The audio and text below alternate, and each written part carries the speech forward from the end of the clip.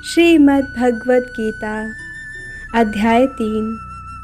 भगवान कहते हैं, यज्ञ शिष्टाशिनः सन्तो मुच्यन्ते सर्व किल विषय भुंजते ते त्वघं पापा ये पचन्त्यात्मकारणात्। भगवान के भक्त सभी प्रकार के पापों से मुक्त हो जाते हैं, क्योंकि वे यज्ञ में अर्पित किए भोजन को ही खाते हैं।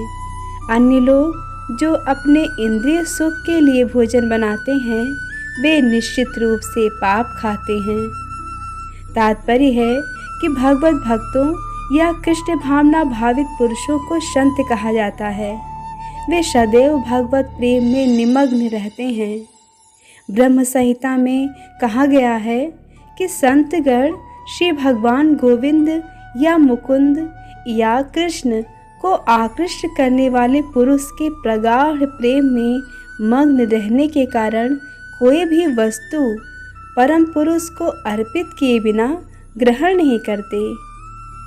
फलतः ऐसे भक्त पृथक पृथक भक्ति साधनों के द्वारा जैसे श्रवण, कीर्तन, स्मरण, अर्चन आदि के द्वारा यज्ञ करते रहते हैं, जिससे वे संसार की संपूर्ण पापमयी संगति के कलमश से दूर रहते हैं। अन्य लोग जो अपने लिए या इंद्रिय तृप्ति के लिए भोजन बनाते हैं, वे न केवल चोर हैं अपितु सभी प्रकार के पापों को खाने वाले हैं। जो व्यक्ति चोर तथा पापी दोनों है, भला वह किस तरह सुखी रह सकता है? यह संभव नहीं। अतः सभी प्रकार से सुखी रहने के लिए मनुष्य को पूर्ण कृष्ण भावनामृत में संकीर्तन यज्ञ करने की सरल विधि बताई जानी चाहिए, अन्यथा संसार में शांति या सुख नहीं हो सकता। भगवान कहते हैं, अन्नाद भवन्ति भूतानि पर्जन्यादन्न संभवः यज्ञाद भवति पर्जन्यो यज्ञः कर्म समुद्भवः। सारे प्राणी अन्न पर आश्रित हैं।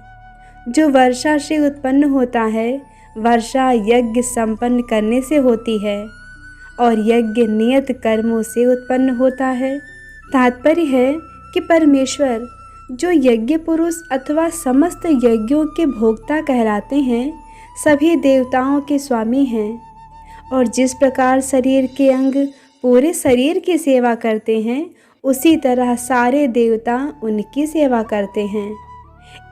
इंद्र, चंद्र तथा वरुण जैसे देवता भगवान द्वारा नियुक्त अधिकारी हैं, जो सांसारिक कार्यों की देख रेख करते हैं।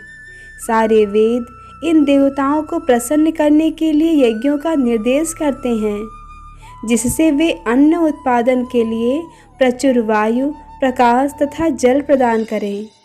जब कृष्ण की पूजा की जाती है, तो उनके अंग स्वरूप देवताओं की भी स्वतः पूजा हो जाती है। अतः देवताओं की अलग से पूजा करने की आवश्यकता नहीं होती।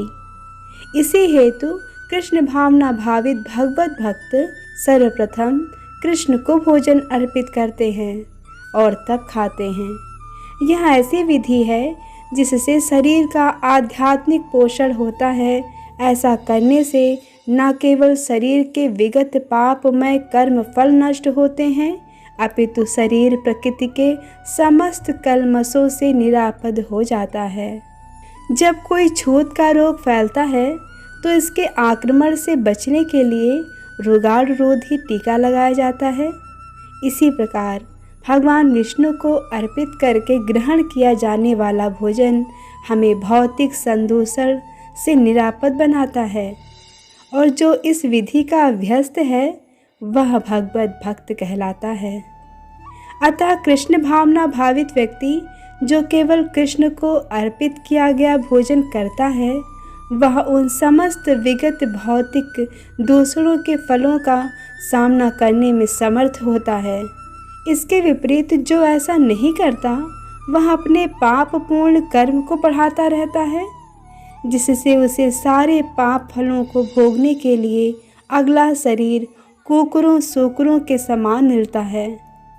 यह भौतिक जगत नाना कल्मशों से पूर्ण है और जो भी भगवान के प्रसाद को ग्रहण करके उनसे निरापद हो जाता है वह उनके आक्रमण से बच जाता है। किंतु जो ऐसा नहीं करता वह कलमश का लक्ष्य बनता है। अन्न अथवा शाक वास्तव में खाद्य हैं। मनुष्य विभिन्न प्रकार के अन्न, शाक, फल आदि खाते हैं, जबकि पशु इन पदार्थों के उच्छिष्ट को खाते हैं। जो मनुष्य मांस खाने के अभ्यस्त हैं उन्हें भी शाक के उत्पादन पर निर्भर रहना पड़ता है, क्योंकि पशु शाक ही खाते हैं। अतएव हमें अंततोगत्वा खेतों के उत्पादन पर ही आश्रित रहना है, बड़ी बड़ी फैक्ट्रियों के उत्पादन पर नहीं। खेतों का यह उत्पादन आकाश से होने वाली प्रचुर वर्षा पर निर्भर करता है, और ऐसी वर्षा इंद्र, सूर्य, चंद्र आदि देवताओं के द्वारा नियंत्रित होती है। ये देवता भगवान के दास हैं। भगवान को यज्ञों के द्वारा संतुष्ट रखा जा सकता है। अतः जो इन यज्ञों को संपन्न नहीं करता उसे अभाव का सामना करना होगा। यही प्रकृति का नियम है। अतः भोजन के अभाव से बचने के लिए यज्ञ और विशेष रूप से इस युग के लिए संस्तुत संकीर्तन यज्ञ संपन्न करना चाहिए। भगवान कहते हैं, कर्म ब्रह्मोद्भवम विद्धि ब्रह्माक्षर समुद्भवम तस्मात् सर्वगतम ब्रह्म नित्यम यज्ञे प्रतिष्ठितम। वेदों में नियमित कर्मों का विधान है और ये वेद साक्षात श्री भगवान से प्रकट हुए हैं। फलतः सर्वव्यापी ब्रह्म यज्ञ कर्मों में सदा स्थित रहता है। तात्पर्य है कि इस श्लोक में यज्ञार्थ कर्म अर्थात कृष्ण को प्रसन्न करने के लिए कर्म की आवश्यकता को भली भांति विवेचित किया गया है। यदि हमें यज्ञ पुरुष विष्णु के पारितोष के लिए कर्म करना है तो हमें ब्रह्म या दिव्य वेदों से कर्म की दिशा प्राप्त करनी होगी। अतः सारे वेद कर्मादेशों की संहिताएं हैं। वेदों के निर्देश के बिना किया गया कोई भी कर्म विकर्म या अवैध अथवा पाप पूर्ण कर्म कहलाता है। अतः कर्म फल से बचने के लिए सदैव वेदों से निर्देश प्राप्त करना चाहिए। जिस प्रकार सामान्य जीवन में राज्य के निर्देश के अंतर्गत कार्य करना होता है, उसी प्रकार भगवान के परम राज्य के निर्देशन में कार्य करना चाहिए। वेदों में ऐसे निर्देश भगवान के श्वास से प्रत्यक्ष प्रकट होते हैं। कहा गया है कि चारों वेद ऋग्वेद, यजुर्वेद, सामवेद, अथर्ववेद भगवान के श्वास से उद्भूत हैं, ऐसा बृहदारण्यक उपनिषद में वर्णित है। भगवान कहते हैं, एवं प्रवर्तितं चक्रम नानुर्वतयति यः अघायुरिन्द्रिया रामो मोघम पार्थ सा जीवति। हे प्रिय अर्जुन, जो मानव जीवन में इस प्रकार वेदों द्वारा स्थापित यज्ञ चक्र का पालन नहीं करता वह निश्चय ही पापमय जीवन व्यतीत करता है। ऐसा व्यक्ति केवल इंद्रियों की तुष्टि के लिए व्यर्थ ही जीवित रहता है। तात्पर्य है कि इस श्लोक में भगवान ने कठोर परिश्रम करो और इंद्रिय तृप्ति का आनंद लो इस सांसारिक विचारधारा का तिरस्कार किया है।